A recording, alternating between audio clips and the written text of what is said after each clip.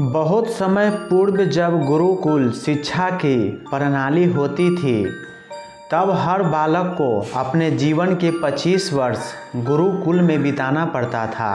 उस समय एक प्रचंड पंडित राधे गुप्त हुआ करते थे, जिनका गुरुकुल बहुत प्रसिद्ध था, जहां दूर दूर के राज्य के शिष्य शिक्षा प्रदान करने आया करते थे।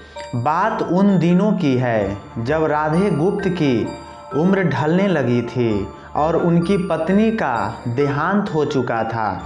घर में विवाह योग्य एक कन्या थी। राधे गुप्त को हर समय उसकी चिंता सताती रहती थी। वह उसका विवाह एक योग्य व्यक्ति से करना चाहते थे, जिसके पास संपत्ति भले ही न हो, पर वह कर्मठ हो, जो किसी भी परिस्थिति में उनकी बेटी को खुश रखे और उचित समय पर उचित निर्णय ले सके। एक दिन उनके मस्तिष्क में एक ख्याल आया और उन्होंने इस परेशानी का हल सोचा।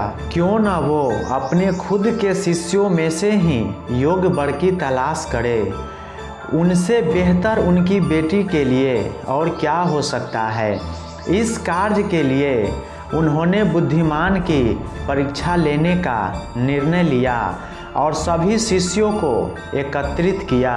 राधे गुप्त ने सभी से कहा कि वे एक परीक्षा आयोजित करना चाहते हैं, जिसमें सभी की बुद्धिमानी का परिचय होगा। उन्होंने सभी से कहा कि उन्हें अपनी पुत्री के लिए विवाह की चिंता है, जिसके लिए उनके पास पर्याप्त धन नहीं है। इसीलिए वे चाहते हैं कि उनके शिष्य विवाह में लगने वाली सभी सामग्री कैसे भी करके एकत्र करें, भले उनके लिए उन्हें चोरी का रास्ता चुनना पड़े, लेकिन उन्हें चोरी करता कोई भी न देख सके। इसी एक शर्त का पालन सभी को करना है।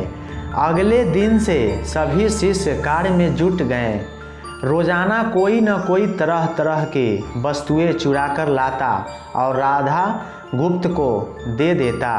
राधा गुप्त उन्हें एक विशेष स्थान पर रख देते, क्योंकि परीक्षा के बाद यह सभी वस्तुएं उनके मालिक को वापस करना जरूरी था, क्योंकि वे अपने शिष्य को सही ज्ञान देना चाहते थे। सभी शिष्य अपने अपने दिमाग से कार्य कर रहे थे, लेकिन इनमें से एक चुपचाप गुरुकुल में बैठा हुआ था, जिसका नाम था रामास्वामी। वह राधा गुप्त का सबसे करीबी और होनहार छात्र था। उसे ऐसा बैठे देख राधा गुप्त ने इसका कारण पूछा। तब रामास्वामी ने बताया कि आपने परीक्षा की शर्त के रूप में कहा था कि चोरी करते वक्त इसे कोई न देख सके। इस प्रकार अगर हम अकेले में भी चोरी करते हैं, तब भी हमारी अंतरात्मा उसे देख रही है। हम खुद से उसे नहीं छिपा सकते। इसका अर्थ यही है कि चोरी करना व्यर्थ है। उसकी यह बात सुन राधा गुप्त के चेहरे पर खुशी छा जाती है। वे उसी वक्त सभी को एकत्रित करते हैं और पूछते हैं कि आप सब ने जो चोरी की है, क्या उसे किसी ने देखा? सभी कहते हैं नहीं। तब राधा गुप्त कहते हैं कि क्या आपने अंतर्मन से भी इस चोरी को छिपा सके? सभी को बात समझ आ जाती है और सबका सिर नीचे झुक जाता है, सिवाय रामास्वामी के।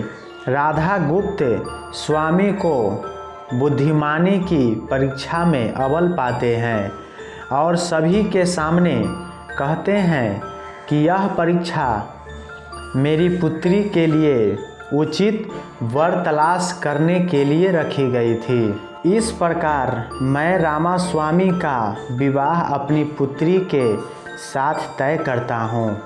सभी खुशी से झूम उठते हैं। साथ ही चुराई हुई हर एक वस्तु को उसके मालिक को सौंप विनम्रता से सभी से क्षमा मांगते हैं। कहानी की शिक्षा। बुद्धिमानी की परीक्षा से यही शिक्षा मिलती है कि कोई भी कार्य अंतर्मन से छिपा नहीं रहता और अंतर्मन ही मनुष्य को सही राह दिखाता है। इसीलिए मनुष्य को किसी भी कार्य के सही गलत के लिए अपने मन को टटोलना सबसे बड़ा ज़रूरी है। तो मिलते हैं किसी नेक्स्ट वीडियो में। वीडियो आपको बहुत पसंद आया होगा। तब तक के लिए जय हिंद, वंदे मातरम।